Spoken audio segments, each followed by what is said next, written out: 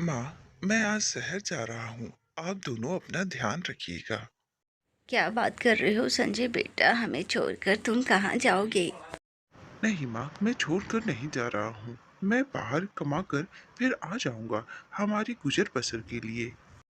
इस गांव में अब हम क्या काम करें? हमारे पास तो कोई काम भी नहीं है। और आप बाबा का ध्यान रखना, मैं जल्द ही आ जाऊँगा। ठीक है बेटा, पर अपना ध्यान रखना। संजय अपने माता पिता से आज्ञा लेकर शहर के लिए निकल जाता है। संजय जब शहर के लिए निकला तो वो रास्ते से जा रहा था। तभी उसे रास्ते में समंदर के किनारे एक मछली तड़पते हुए दिखाई दी। समंदर की लहरों की वजह से वो मछली बाहर आ गिरी थी और वो अंदर नहीं जा पा रही थी। संजय को उस पर बहुत दया आने लगी। ये पानी के बगैर कितना तड़प रहा है। क्यों ना इसे समंदर में छोड़ दिया जाए, तब ये बच जाएगा। संजय मछली को अपने हाथों में उठाकर पानी में छोड़ देता है। मछली खुशी खुशी तैरने लगती है। इस समंदर की लहरों में घुसते ही वो कितनी खुश हो गई। अपने अपने घर सभी को बहुत प्यारे लगते हैं। अरे, इस मछली के चक्कर में मैं तो भूल गया, मुझे शहर भी जाना है। उसके बाद संजय शहर की ओर जाने लगता है, लेकिन उसे पीछे से कोई आवाज सुनाई देती है। ओ नौजवान, ऐसे ही चले जा रहे हो? ठहरो जरा। ऐसा क्यों लगा कि कोई मुझे आवाज दे रहा है? जरा देखो तो। संजय उसे देखता है और फिर उसके पास जाकर कहता है, आप कौन है और आपने मुझे क्यों बुलाया? अरे तुमने मुझे पहचाना नहीं? अभी इस मिट्टी में अपने प्राण के लिए मैं तड़प रही थी। तुमने मुझे इस समंदर में डालकर एक नया जीवन दिया है। क्या जिस मछली की जान बचाई वो आप हैं? पर इंसान रूप में कैसे आ गई आप? मैं एक जल परी हूँ और मैं इंसान का रूप भी ले सकती हूँ। तुम देखना चाहोगे? जब वो जल परी पानी की सतह से ऊपर आती है तो वो आधा इंसान और आधा मछली के रूप में होती है। ये देखकर संजय बहुत ही चौंक जाता है और थोड़ी देर देखने के बाद उससे कहता है, अरे, जल परी के बारे में मैंने तो कहानियों में सुना था, आज हकीकत में देख रहा हूँ। तुम्हारे पास इतनी शक्ति थी, फिर तुमने अपनी जान खुद क्यों नहीं बचाई? तुम इंसान रूप में आ जाती और खुद ही पानी में चली जाती। अरे नहीं, मैं जब पानी के किनारे होती हूँ तब मेरी शक्तियाँ चली जाती है और मैं नन्ही मछली बन जाती हूँ। लेकिन जब मैं पानी में होती हूँ तब मेरी शक्तियाँ वापस आ जाती है। अच्छा, तो ये बात है। हाँ हाँ बिल्कुल, तुमने सही समय पर आकर मेरी जान बचाई, इसलिए मैं ये शंख तुम्हें उपहार में देना चाहती हूँ। अरे, उपहार देने की इसमें क्या बात है? और मैं इस शंख का क्या करूँगा? मैं तो शहर जा रहा हूँ पैसे कमाने के लिए।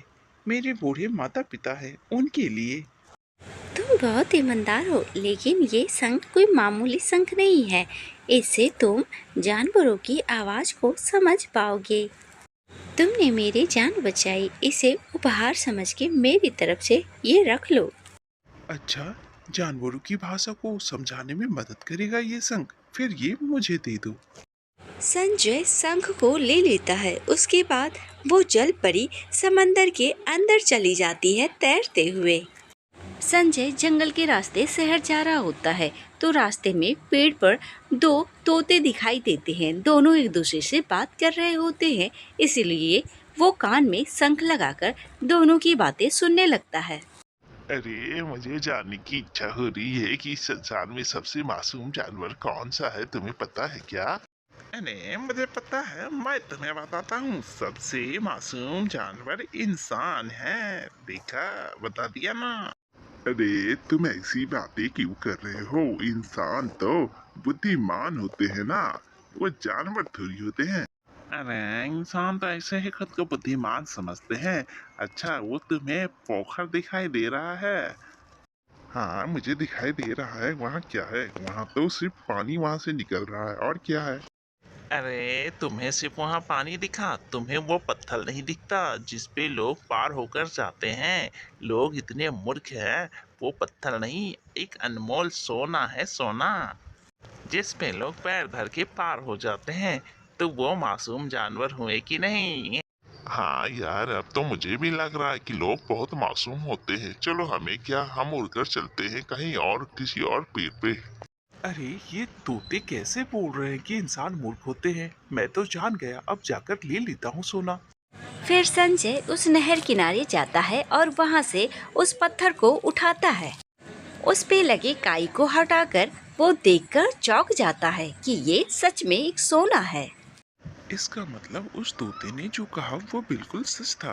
अब इससे मैं व्यापार करके अपने माता पिता का देखभाल अच्छे से कर सकता हूँ।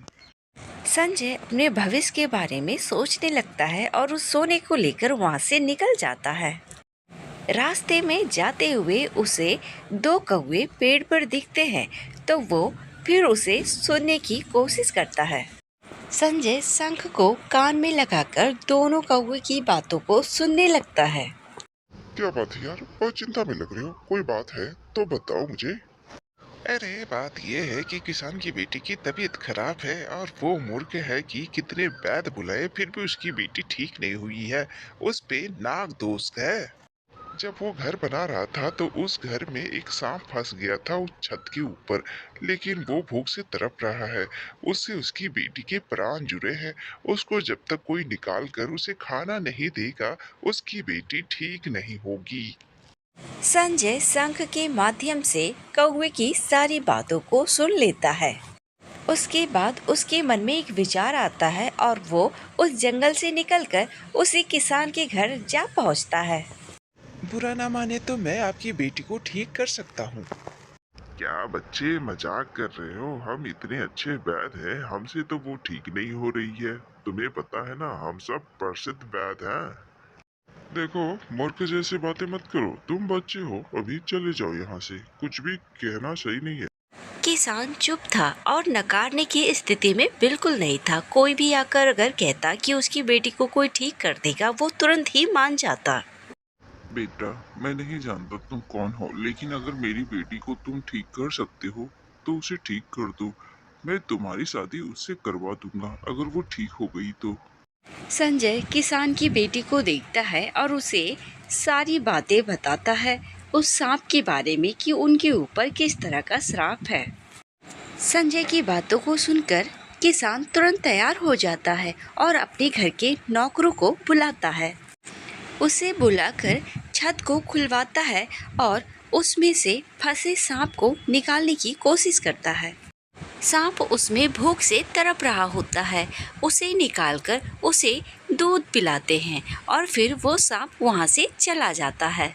जैसे वो सांप ठीक होकर वहाँ से जाता है, वो किसान की बेटी भी ठीक हो जाती है और वो भी चलना शुरू कर देती है। किसान की बेटी को ठीक होता देख सभी देखकर आश्चर्य हो जाते हैं और वो किसान संजय से कहता है, संजय, तुमने मेरी बेटी को ठीक कर दिया। वादे के मुताबिक मैं तुम्हारी शादी अपनी बेटी से करवाना चाहता हूँ। संजय की शादी उस किसान की बेटी से हो जाता है। अद्भुत शंख के द्वारा मिले उस सोने से वो व्यापार करता है और खुशी खुशी अपने माता पिता के पास लौट आता है और अपने माता पिता को खूब अच्छे से देखभाल करता है। ऐसी कहानियाँ देखने के लिए हमारे चैनल को सब्सक्राइब करें।